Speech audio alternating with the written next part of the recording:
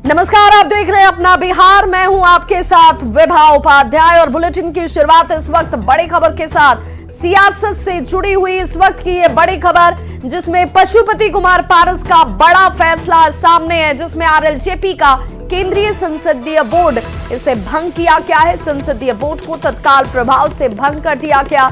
वहीं राष्ट्रीय प्रवक्ता श्रवण कुमार अग्रवाल ने इसकी जानकारी दी है। लोकसभा चुनाव 2024 के मद्देनजर इस संसदीय बोर्ड को तत्काल प्रभाव से भंग कर दिया गया है। केंद्रीय संसदीय बोर्ड को भंग करने का फैसला लिया गया है और नई संसदीय बोर्ड का जल्द ही पुनर्गठन किया जाएगा। और दिल्ली संवाददाता अमितेश सिंह हमारे साथ इस वक्त ज्यादा जानकारी के साथ ऑनलाइन पर जुड़ गए। अमितेश, पशुपति कुमार पारस के इस फैसले को किस लिहाज से देखा जाए? देखिए, लोकसभा का चुनाव अगले साल होने वाला है और बहुत ज्यादा समय नहीं रह गया है लोकसभा चुनाव में। लिहाजा राष्ट्रीय लोक जनशक्ति पार्टी जो है नए तरीके से संसदीय बोर्ड का गठन करना चाहती है और पशुपति पारस जो कि राष्ट्रीय लोजपा के राष्ट्रीय अध्यक्ष हैं, उनकी तरफ से फैसला लिया गया है। नए तरीके से संसदीय बोर्ड का गठन होगा, उसमें कुछ सदस्यों को बदला भी जाएगा। इसलिए फैसला किया गया है कि पुराने संसदीय बोर्ड को भंग किया जाए। अभी 28 नवंबर को ही हाजीपुर में एक सम्मेलन किया गया था, जहां पर पशुपति पारस वहां पर मौजूद थे और एक तरह से शक्ति प्रदर्शन के तौर पर देखा जा रहा था कि राष्ट्रीय लोजपा जो लोक जनशक्ति पार्टी सन 2000 में इसकी स्थापना हुई थी, उसके बाद हालांकि अब दो फाड़ हो गया है लोक जनशक्ति पार्टी में। एक पशुपति पारस के नेतृत्व वाली राष्ट्रीय लोजपा है, दूसरा चिराग पासवान के नेतृत्व वाली लोजपा रामविलास है। लेकिन दोनों दल अपने अपने तरीके से 28 नवंबर को स्थापना दिवस समारोह को मनाते हैं हर साल, तो इस बार भी शक्ति प्रदर्शन की कोशिश थी। बिल्कुल अमितेश, क्या हम इस बदलाव को या इस पूरे एक्शन को इस रूप में भी देखें कि वीणा देवी का जिस तरीके से चिराग पासवान के साथ तस्वीरों का सामने आना और इस बाबत भी ये बड़ा फैसला लिया गया है?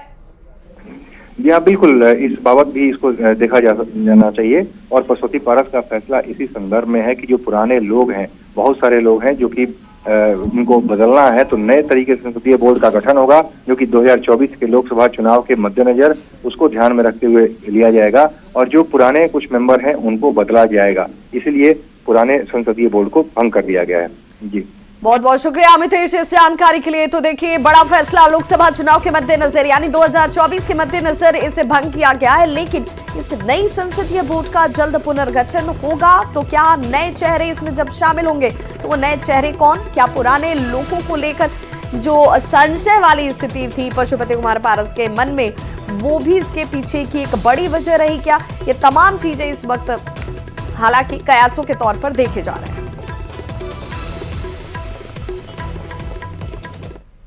प्रधानमंत्री नरेंद्र मोदी ने विकसित भारत संकल्प यात्रा को संबोधित किया और इस दौरान पीएम मोदी ने देश में 4 जातियां बताई। पीएम मोदी ने कहा कि देश में सिर्फ 4 जातियां ही हैं। वो जाति है गरीबी, युवा, महिलाएं और किसान। मैं इन चारों ही जातियों के सशक्तिकरण के लिए काम कर रहा हूं। मेरा ये मानना है कि मूल आस्था और धर्म को छोड़कर इन 4 मूल जातियों के उत्थान से ही देश प्रगति करेगा। पीएम मोदी ने कहा कि मेरे लिए सबसे बड़ी जाति है गरीबी, मेरे लिए सबसे बड़ी जाति है युवा, मेरे लिए सबसे बड़ी जाति है महिलाएं और मेरे लिए सबसे बड़ी जाति है किसान। तो जरा प्रधानमंत्री नरेंद्र मोदी का वो बयान सुन लीजिए, जिसमें उन्होंने जातियों को किस तरीके से बताया और उनके लिए कौन सी जातियां महत्वपूर्ण है, जिन पर ध्यान केंद्रित होना चाहिए, जिससे देश का और उनका विकास होगा। जरा सुनिए। मेरे लिए देश की सबसे बड़ी 4 जातियां हैं।